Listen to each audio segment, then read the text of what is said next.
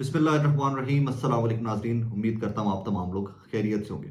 इस ब्लॉग के अंदर पहली खबर मलिका बुखारी साहिबा उनसे रिलेटेड है। वी ऑल नो दैट उनका पाकिस्तान तहरीक इंसाफ से ताल्लुक़ था।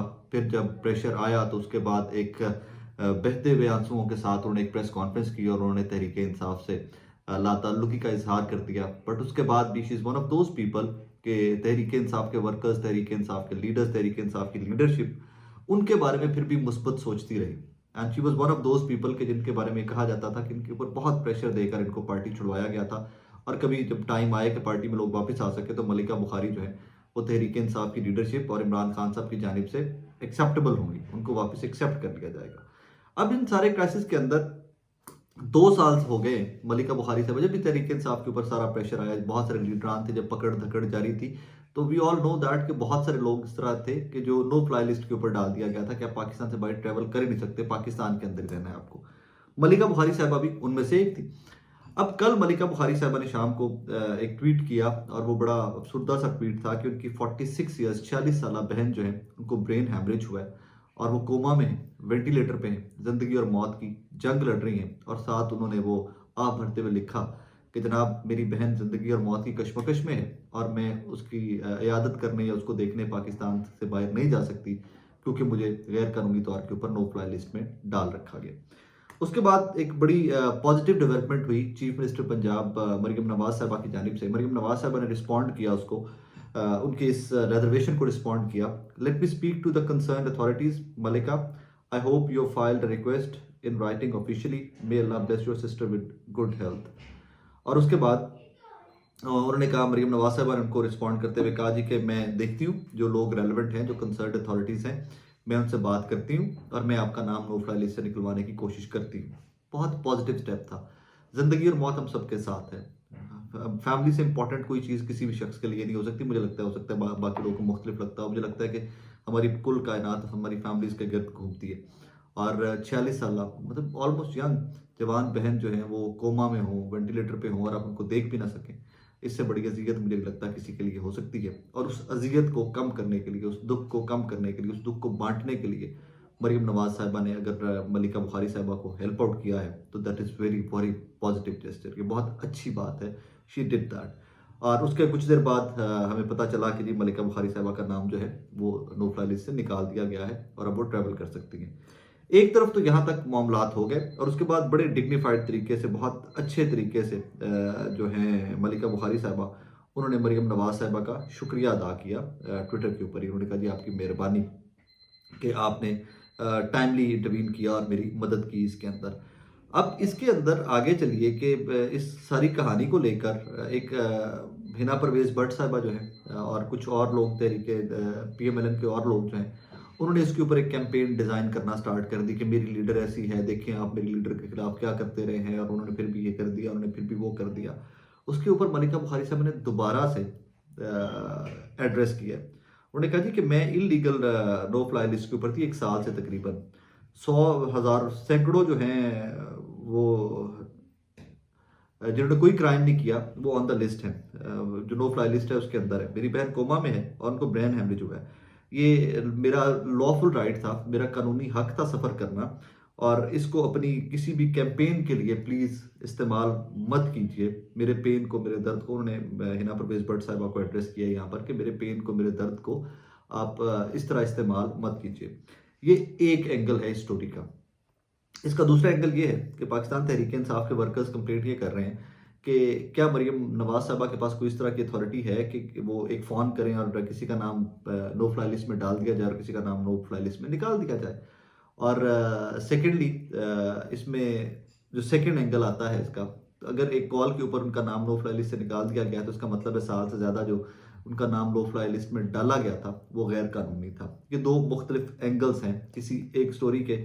लेकिन मुझे खुशी इस एक चीज़ की है कि मलिका बुखारी साहिबा इवेंचुअली अपनी बहन के पास जा सकेंगी और वो जाकर उनकी इयादत कर सकेंगी।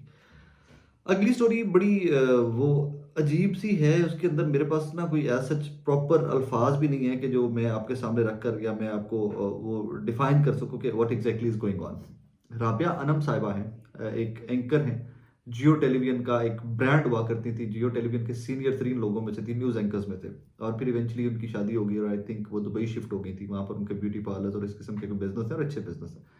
लेकिन इंडस्ट्री के लोग इंडस्ट्री के बगैर नहीं रह सकते। हमें इवेंचुअली राइट लेफ्ट कहीं ना कहीं काम भी तो करना होता है, बिकॉज हमें यही एक काम आ रहा होता है जो व्हाट वी लव।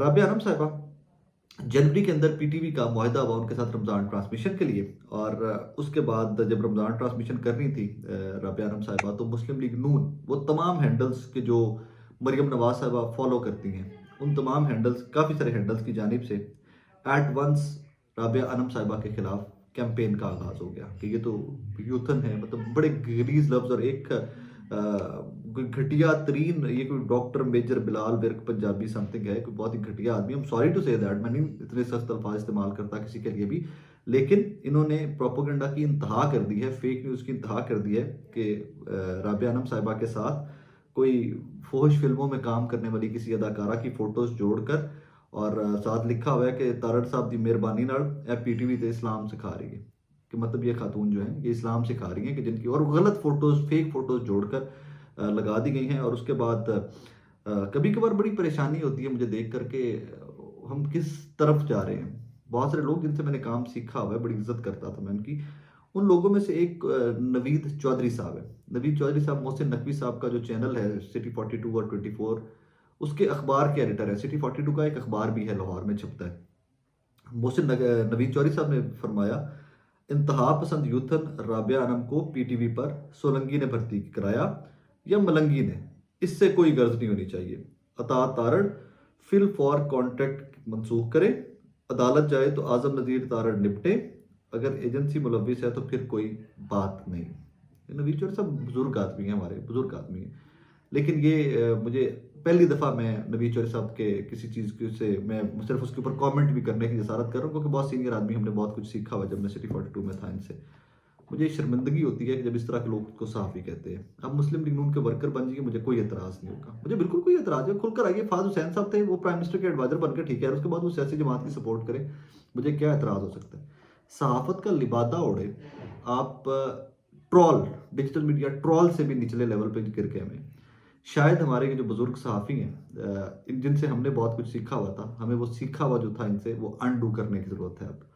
और मैं अनडू कर चुका हूँ अल्हम्दुलिल्लाह। मैं टीवी के ऊपर डिपेंडेंसी, अखबार के ऊपर डिपेंडेंसी ख़त्म कर चुका हूँ कि अगर मुझे जर्नलिज्म करना ही अपना, तो हम हैप्पी विद डिजिटल मीडिया। मैं यूट्यूब और इसी के ऊपर बहुत खुश हूँ और मुझे आई थिंक इसी के ऊपर फोकस करना चाहिए। अगर मुझे टीवी में इस तरह के एडिटोरियल पॉलिसीज़ के नीचे दबा कर रखा जाएगा और इन पॉलिसीज़ के नीचे मैंने काम करना है, तो मैं प्रेफर करूँगा कि मैं ये काम ना करूँ।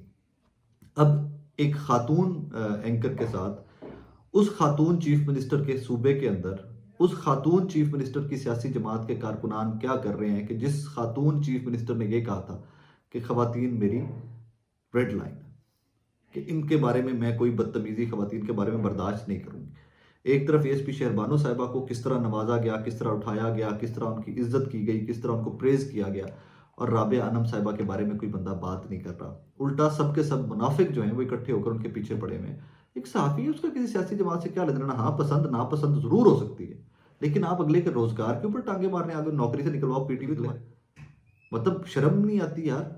मैं टाइम मुझे वो इंतहा हो जाती है कि आप लोगों की नौकरियों पर जाते हैं, ठीक है फाइन, गो बकवास करना है आपने करो, you have fallen to that low level, आप गिर जाओ, लेकिन बकवास मत करो फिर उनके बारे में। गलाजत गलीज फोटे घर में माएँ बहनें जिस तरह है ही नहीं। और फिर मरियम नवाज साहिबा जो खुद चीफ मिनिस्टर है, यही अगर राबिया आनम साहिबा के अलावा किसी खातून के बारे में, किसी एंकर के बारे में ये सारी बकवास हो रही है, जो यही अगर मरियम नवाज साहिबा के बारे में, अज़मा बुखारी साहिबा के बारे में हो रही थी, तो अब तक आसमान गिर चुका होता इस मुल्क के ऊपर, अब तक चीखें निकल रही होती।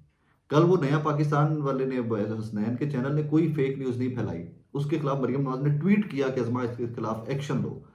अब इन बेशर्मों के सबके खिलाफ एक्शन कौन लेगा, क्योंकि मरियम नवाज भी और अज़मा बुखारी भी खामोश तमाशाई बनी बैठी। एक इसी तरह की बेशर्मी और डटाई जो है, पता ही नहीं है, समझ ही नहीं आ रही कि ये कौन लोग हैं, क्या क्या करना चाह रहे हैं और किस हद तक ये गिरके में। इसी तरह की एक और बेशर्मी है, एक हमारे कलीग है अमीर अब्बास साहब। अमीर अब्बास साहब के बारे में ये कोई एक PMLN का हैंडल है, आदि रॉय, इसने ट्वीट किया कल कि ये अमीर अब्बास है, इसने 1 साल कबल खातून के घर पर कब्जा किया, जब वो खातून कानून का सहारा लेने गई तो इसको पुलिस और बदमाशों से डरा धमका कर चुप करवा दिया। इसने बोल न्यूज पर एक खातून के साथ ज्यादती की है और इस खातून को भी डरा धमका कर चुप करवा दिया। अब अमीर अब्बास इसके ऊपर चीखे मार रहे हैं। उन्होंने कहा कि मरियम नवाज साहिबा, चूंकि आप झूठ बोलने वालों के खिलाफ सख्त कानून ला रही हैं, अपनी वजीर इत्तलात को साइबर क्राइम का मुकदमा दर्ज करने का कह रही हैं, तो क्या मैं आपकी पार्टी की चमचागिरी करने वाले इस अकाउंट के खिलाफ भी साइबर क्राइम का मुकदमा दर्ज कराऊं? अगर दूसरी जमातों ने सोशल मीडिया पर झूठे, जाली और गुमनाम अकाउंट बनाए तो वैसे ही आपकी पार्टी ने भी यही काम किया। आपके हमदर्द अकाउंट भी वही गलाजत फैलाते हैं जो आपके नाकिदीन फैलाते हैं। आप सिर्फ अपने मुखालिफिन और नाकिदीन को खामोश करवाना चाहती हैं, वगरना आप संजीदा होती तो अपनी पार्टी से आगाज करती और इस किस्म के जाली और नामालूम अकाउंट्स को पहले बंद करवाती। बात बिल्कुल ठीक है कि जिसको जो नून लीग के खिलाफ है उसके लिए जो मर्जी कर दो, सारे कानून जो है वो आपके साथ है, और जो नून लीग का वर्कर है वो तड़ी माँ भैन करके निकल जाती, चुप करके उत्ते बैठ के तमाशे बनते रहना आगे। ये आज इनके ये जो कर रहे हैं ना, मतलब ये मैं बड़ा इस चीज़ के ऊपर बड़ा वो कहते हैं ना कि मेरा बड़ा बिलीव है इस एक चीज़ के ऊपर। आप जो आज कर रहे हैं ना जनाब, कल को आपको गले में पड़ना है। आपने लोगों के घरों में पुलिस घुसाई, कल को आपके घर में घुसनी है। और फिर कल को मेरे जैसे लोग, बेवकूफ़ लोग आपके खिलाफ, आपके साथ भी इस पुलिस के खिलाफ बोलेंगे, लेकिन साथ ये भी आपको बताते रहेंगे कि जब हम माजी में चीखते रहे ना 22, 23, 24 के अंदर, तो आप लोग तब इंजॉय करते रहे, तब आप लोग ठट्ठे मारते रहे, तब आप लोग मॉक करते रहे। सो ये सारी कहानियां होनी है। इसी तरह जो आज कवानीन मरियम नवाज साहिबा बना रही हैं पंजाब के अंदर, और सिर्फ उन लोगों के लिए बना रही हैं कि जो नून लीग के मुखालिफ हैं या नून लीग के नाकिद हैं, तो कल को जनाबे वाला यही सारे कवानीन घूम फिर कर मजीद स्क्रू टाइट करने के लिए आपके खिलाफ भी इस्तेमाल होने। और मैं ये श्योर हूँ, आप लोग मुझे जितनी भी गालियां दें, आप लोग मुझे जितने भी धमकियां दें, कल को मैं फिर आपके साथ खड़ा हूँगा, क्योंकि मैं लॉ के साथ खड़ा हूँ। मुझे जो ठीक लगता है मैं उसके साथ खड़ा हूँ, मुझे जो गलत लगता है मैं उसके खिलाफ खड़ा हूँ। लेकिन ये जुल्म और ज्यादती जो भी हो रही है, इसकी नज़ीर, इसकी मिसाल माजी से मिलती नहीं है एज सच। और मुझे लगता है कि अगर इसको यहाँ पर नहीं रोका गया तो बहुत लेट हो जाएगा। अपना बहुत सारा ख्याल रखिएगा, दुआ में याद रखिएगा। अल्लाह हाफिज़।